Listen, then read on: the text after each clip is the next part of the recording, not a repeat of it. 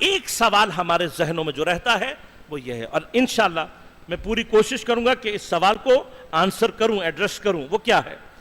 اہل بیت سے محبت کیسے کرنی ہے؟ کیا کریں کہ اہل بیت کی محبت ہمارے دلوں میں آئے؟ کیوں؟ اس لیے کہ اگر اہل بیت، ابھی میں لفظ اگر استعمال کر رہا ہوں لیکن انشاءاللہ ثابت کروں گا، اگر اہل بیت اللہ سے محبت کا راستہ اور واسطہ ہیں، یعنی کیا؟ اللہ سے، اب یہ سوال آتے ہیں، کیا اللہ سے ڈائریکٹلی محبت کی جا سکتی ہے یا نہیں؟ مثلا کیا میں واقعاً اللہ سے ڈائریکٹ کنیکشن محبت کا پیدا کر سکتا ہوں یا نہیں؟ یہ ایک سوال ہے۔ یا مجھے واسطہ چاہیے، اور جو واسطہ چاہیے وہ کیسا ہونا چاہیے؟ کیسا ہونا چاہیے؟ ایسا ہونا چاہیے کہ محبت میں اس سے کروں لیکن میری اس سے محبت خدا سے محبت پر منتہی ہو، ختم کہاں ہو؟ خدا سے محبت پر۔ تو اگر ایسا کوئی واسطہ موجود ہے، میں نے عرض کیا، یا ہے یا نہیں؟ اگر ہے اور اہل بیت وہ واسطہ ہیں تو پھر اہل بیت ہیں کہاں؟ کیسے؟ میں نے اہل بیت سے محبت کیسے کرنی ہے؟ یہ جو عبادات ہیں ان کا مقام کیا ہے اور اہل بیت کی محبت کا مقام کیا ہے؟ آیا ان دونوں میں کوئی کنیکشن موجود ہے یا نہیں؟ تو کنیکشن مودت اہل بیت اور ولایت اہل بیت، یہ تینوں قرآن سے ثابت ہیں۔ اور ہمارے ہاں شیعوں میں اتنا مسئلہ نہیں ہے۔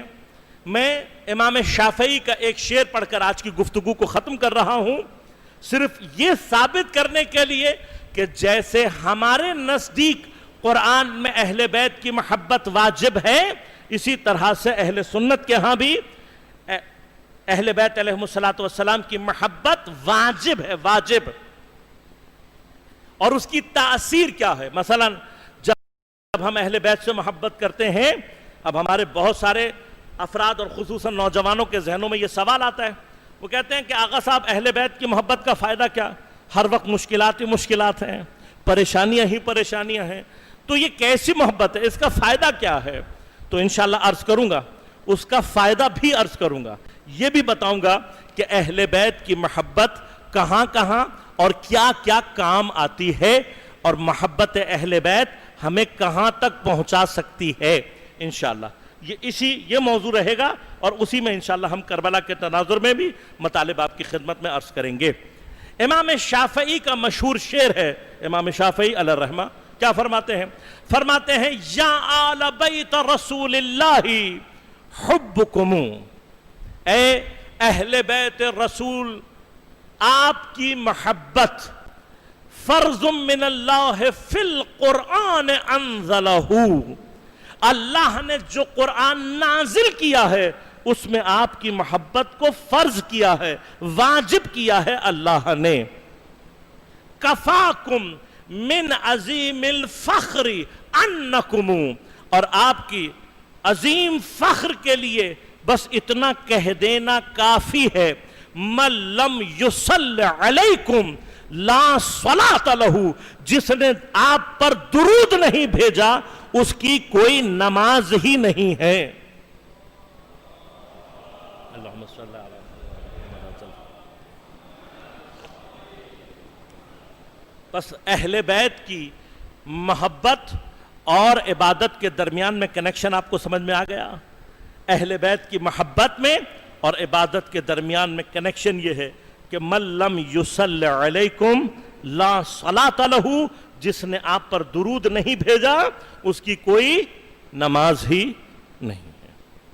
انشاءاللہ آج یہ جو میں نے سٹرکچر آپ کی خدمت میں بیان کیا، آنے والی جتنی بھی گفتگو ہے وہ اسی سٹرکچر کے اندر میں کوشش کہوں گا رہے، اور جو کویسچنز میں نے آج آپ کے سامنے پریزنٹ کیے ہیں انہی کو انشاءاللہ میں کوشش کروں گا ان ایام میں آپ کی خدمت میں پیش کر سکوں۔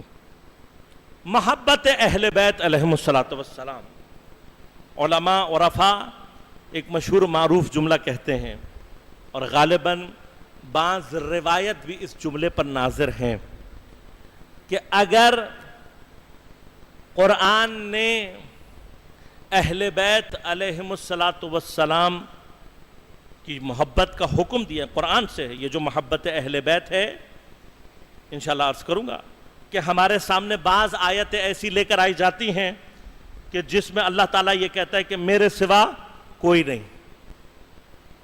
میرے سوا نہ کسی کو پکارو، میرے سوا کسی سے محبت نہ کرو. تو ان آیات کا کیا مطلب ہے وہ بھی آپ کی خدمت میں عرض کروں گا. اہل بیت کی محبت اور مودت اور ولایت کو اللہ نے قرآن میں واجب قرار دیا ہے. اس وجوب کے بعد یعنی روایات کے اور علماء کے جملے کیا ہیں، اگر اس کے بالعکس اہل بیت پر ظلم کرنے کا حکم دیا جاتا تب بھی شاید اہل بیت پر اتنا ظلم نہ کیا جاتا جو محبت واجب کرنے کے بعد کیا گیا.